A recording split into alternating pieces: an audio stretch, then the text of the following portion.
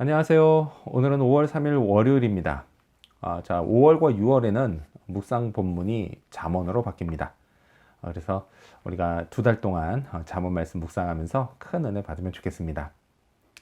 자, 오늘 5월 3일 월요일 잠언 1장 20절에서부터 33절까지를 본문으로 큐티 가이드를 시작하겠습니다. 먼저 오늘 이 본문을 통해 제가 묵상한 하나님은 성령을 부어주시는 분입니다. 23절 말씀 읽어볼까요? 나의 책망을 듣고 돌이키라.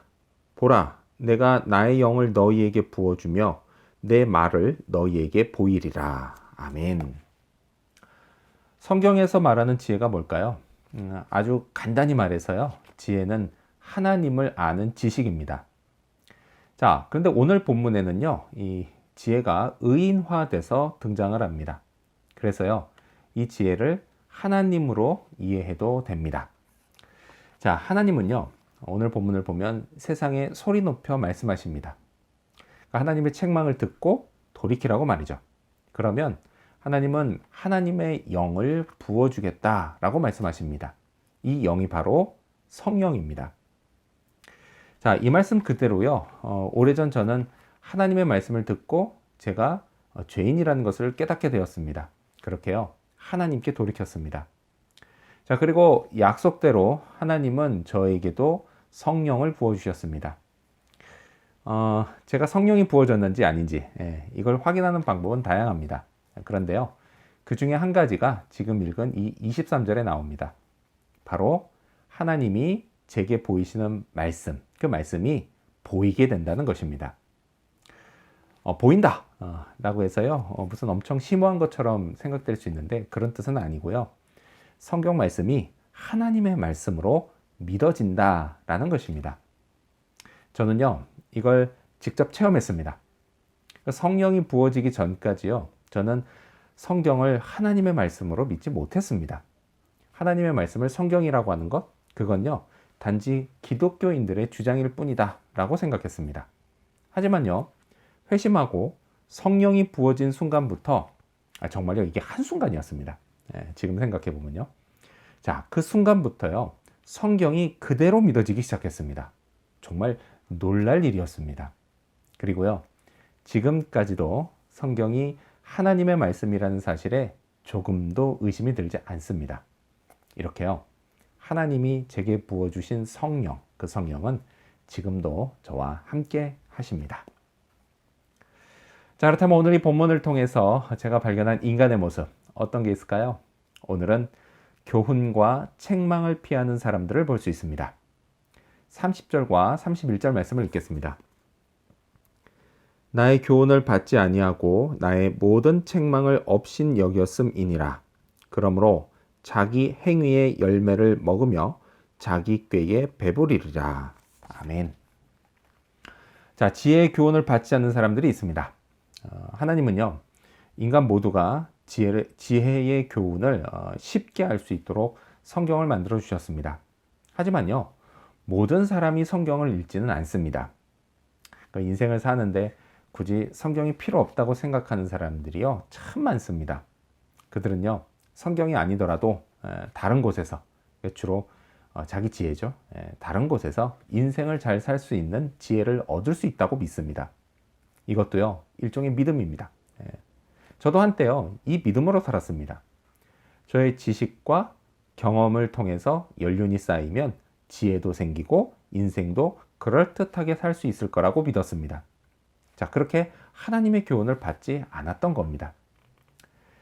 자, 또한요 지혜의 모든 책망을 업신 여기는 사람들이 있습니다. 저는요 이런 생각을 해본 적이 있었습니다. 사람들은 왜 하나님의 말씀을 잘 들으려고 하지 않을까입니다.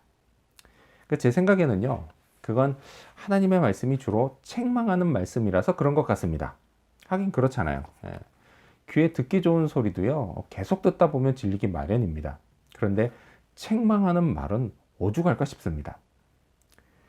인간은요 누구나 칭찬받기를 좋아하지 책망받기를 좋아하지 않습니다.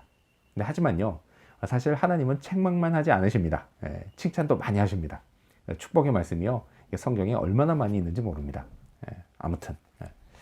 자, 이렇게 교훈과 책망을 피하는 사람들은요, 결국 31절 말씀처럼 자기 행위의 열매를 먹으며 자기 꾀에 배부르게 됩니다. 근데 이건요, 결코 좋은 뉘앙스의 말씀이 아닙니다. 자, 그렇다면 끝으로 오늘 이 본문을 통해서 나에게 주신 교훈이 뭘까요? 제게 주신 교훈은 하나님 말씀 잘 듣자입니다. 33절 말씀을 읽겠습니다.